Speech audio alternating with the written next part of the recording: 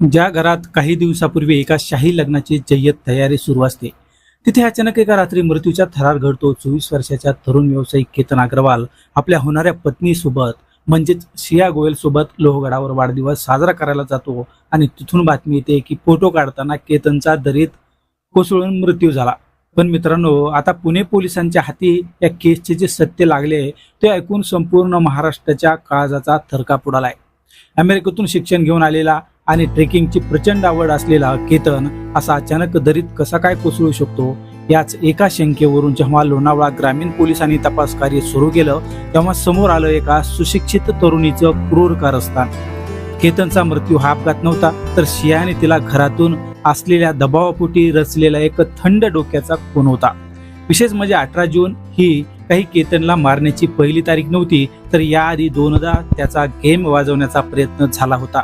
नक्की काय घडलं होतं लोहगडावर त्या दिवशी ते पण आपल्याला या इनसाइड स्टोरीमध्ये पाहायचं आहे। त्याचबरोबर ज्या पद्धतीनं केतनच्या वडिलांनी प्रतिक्रिया व्यक्त केली ते देखील आपल्याला या व्हिडिओमध्ये जाणून घ्यायचं आहे। त्यामुळे शेवटपर्यंत हा व्हिडिओ नक्की पहा आणि यामधील सत्य बाजू जे केतनच्या वडिलांनी सांगितली ते पण तुम्ही जाणून घ्या।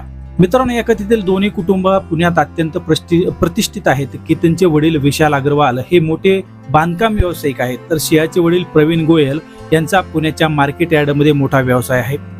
शिया गोयल ही पुण्यात स्वतःचा बेकरी व्यवसाय सुरू केला होता। तिचा व्यवसाय मार्केट यार्ड परिसरात होता आणि याच मार्केट यार्ड परिसरात चेतन चौधरी नावाच्या एका तरुणाचा मसाल्याचा मोठा व्यवसाय आहे। दोघांचे व्यवसाय अगदी जवळ असल्यानं शिया आणि चेतन चौधरी यांची ओळख झाली। या ओळखीचं रूपांतर हळूहळू घट्ट प्रेमामध्ये झालं। आईकडे व्यवसायाच्या माध्यमातून अग्रवाल आणि गोयल कुटुंबे एकमेकाच्या जवळ आली होती आणि त्यांनी फेब्रुवारी 2026 मध्ये केतन आणि शिया यांचा विवाह करायचं निश्चित केलं होतं। मात्र या विवाहाबाबत अग्रवाल कुटुंब पूर्णपणे अनभिज्ञ होतं। शियाचे आधीच कोणावरती प्रेम आहे याचा थोडाफार संशय त्यांना येत होता। मात्र याबाबत केतनचे वडील नेमकं काय म्हणाले? साहेब, आता काय सांगणार, 26 वर्षाचा माझा मुलगा आज मला सोडून गेला फक्त एका त्या मुलीमुळे। फेब्रुवारीमध्ये त्यांचं लग्न ठरलं। लग्नासाठी त्यांच्याकडनंच आम्हाला मागणी आली। आम्ही वारंवार सांगत होतो की बाबा, मुलगी तुमची अजून 20 वर्षाची झाली नाही, एवढ्या लवकर कोण लग्न करतं?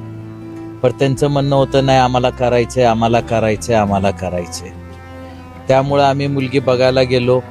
ओळखीतली होती, नात्या गोत्यातल्या होत्या। मुलगी बघून डिसाईड झाला, साखरपुडा झाला।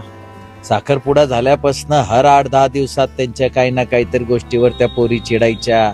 तो वारंवार मला म्हणायचा, पप्पा तुम्ही चौकशी केली का? तुम्ही चौकशी केली का मुलीची? मुलगी वारंवार भांडती, विनाकारणावरनं भांडतीये।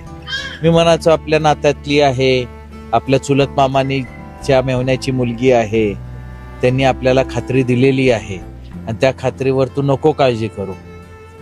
तरी तो प्री वेडिंग साठी बालीला निघाला।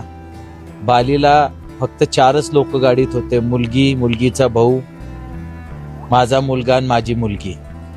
गाडीमधनं त्याचा पासपोर्ट चोरी झाला। एअरपोर्टला बघितलं जाऊन, सगळं काही बॅगेतनं करन्सी होती, क्रेडिट कार्ड होते, सगळं काही होतं, फक्त त्याच्या एकट्याचा पासपोर्ट चोरी झाला। ते बालीला जाऊ नाही शकले, परत आले। वारंवार ही मुलगी फक्त एकच करायची की लोहगड किल्ल्यावर जायचंय, लोहगड किल्ल्यावर जायचंय, लोहगड किल्ल्यावर जायचंय। एकदा गेले, दुसऱ्यांदा आम्ही नाही पाठवलं, तिसऱ्यांदा पुन्हा जिद करून बसली की माझी मित्रांची पार्टी आहे, आम्ही तिथं बर्थडे सेलिब्रेशन करू, मला पाठवा, मला पाठवा। माझी मिसेस त्याला वारंवार सांगायची काही काम नाही किल्ल्यावर, काही काम नाही, पर ती ऐकली नाही। 2दा ते जाऊन आल्यानंतर तिसऱ्यांदा पुन्हा जिद करायला लागले जायची। 18 तारखेला सकाळी तो 8:20 सुमारेस घरनं निघाला। तो तिथं पोचला। 11:15 वाजता माझ्या मिसेसला त्याच्या आईचा फोन आला की तुमचा मुलगा किल्ल्यावरनं पडला आणि तुम्ही गडावर पोचा। आम्ही तिथं पोचलो। पोचायच्या अगोदर पोलीस होते, स्थानिक लोक होती मदत करायला। त्या लोकांनी सगळी मदत केली, त्याला खूप वरनं काढून आणला। त्यांचा खूप खूप आभार। पर आल्यानंतर हॉस्पिटलमध्ये घेऊन गेले पोलिसांनी, तिथे डॉक्टरनी घोषित केलं की तो मृत्यू आहे। आमच्या काही लक्षातच यायला तयार नाही की एवढा शार्प मुलगा असा क्लिटवर जाऊन पडूच नाही शकत. पडायचं काय कारणच नाही. एवढा मोठा लोहगड किल्ला आहे, सगळीकडे रेलिंग आहेत, कठडे बांधलेले आहेत, पडायचं काही कारण नाही. त्यानंतर आम्ही तिथं जाऊन 2-3 दिवसानंतर स्वतः पाहणी पण केली, तर आमच्या लक्षात आलं की तो पडू नाही शकत. मग आम्ही आणि पोलिसांनी सगळी इन्व्हेस्टिगेशन केली. इन्व्हेस्टिगेशन मध्ये खूप काही सत्य बाहेर आलंय. त्या पोरासंगत अफेअर होता, ती त्या संगत फिरायला सुद्धा उदयपूरला गेली होती.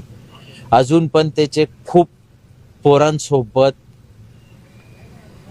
अश्लील चॅटिंग आहेत. हे कळायला भाग नाही की त्यांचे किती पोरासोबत त्या पोरीचे काय आहे काय नाही, आम्हाला कळायला भाग नाही. आता इन्व्हेस्टिगेशन मध्ये निघेल. त्यांनी त्या पोराला 18 तारखेला तिथं बोलवलं आणि त्याला सांगितलं की त्याला तिथं धक्का मार. त्याप्रमाणे त्या दोघांनी मिळून माझ्या पोराचा धक्का मारून खून केला आहे. आणि मी आता फक्त न्यायमूर्तीसमोर आणि सगळ्या समाजाच्या आणि सगळ्या दुनियांसमोर माझ्या पोराच्या न्यायासाठी सगळ्यांशी भीक मागतोय की त्याला न्याय भेटावा. माझा मुलगा तर आज आम्हाला सोडून 26 वर्षाचा निघून गेला. फक्त त्याच्या न्यायासाठी आज मी सगळ्यांसमोर फिरतोय आणि माझी सगळ्यांना विनंती आहे, कृपया त्याच्या न्यायासाठी लोकांनी पुढे यावे आणि माझी मदत करावी. धन्यवाद. या संपूर्ण भयानक प्रकरणात जर कोणाचे सर्वात मोठे नुकसान झाले असेल तर ते म्हणजे अग्रवाल कुटुंबाचे. त्यांनी आपल्या पोटचा अमेरिकेतून शिकून आलेला एकुलता एक तरुण मुलगा गमावलाय. केवळ घरातील लोकांसमोर सत्य सांगण्याची हिंमत नसल्यामुळं श्रेया गोयलने एका निष्पाप जीवाची घेतलेली ही सुपारी अत्यंत संतापजनक आहे. सध्या लोणावळा ग्रामीण पोलीस श्रेया गोयल आणि तिचा प्रियकर चेतन चौधरी यांची कसून चौकशी करत आहेत आणि यामध्ये अजून भरपूर काही गुपित समोर येणार असल्याचं देखील कळत आहे. ज्या पद्धतीनं याच्या वडिलांनी जी प्रतिक्रिया व्यक्त केली, त्यांनी त्यामध्ये सांगितलं की ज्या पद्धतीनं श्रेयाचे संबंध होते अगदी त्याच पद्धतीने इतर देखील अश्लील काही चॅटिंग वगैरे इतर मुलासोबत करताना देखील ते पोलिसांसमोर आलेलं आहे. ते तपासात अजूनही भरपूर काही उघड होईल अशी देखील त्यांनी प्रतिक्रिया व्यक्त केली. तर मित्रांनो, लक्षात घ्या, संपत्ती, वासना आणि खोट्या प्रतिष्ठेसाठी एका तरुणाचा विश्वासघात करणाऱ्या या श्रेया गोयलला काय शिक्षा झाली पाहिजे. गुन्हेगारीचा बुरका फाडणाऱ्या आणि तुम्हाला सतर्क करणाऱ्या अशा घटना, क्राईम स्टोरी तुम्ही पाहण्यासाठी चॅनलला लाईक करा, शेअर करा, सबस्क्राईब करायला विसरू नका. सुरक्षित राहा, सतर्क राहा. धन्यवाद.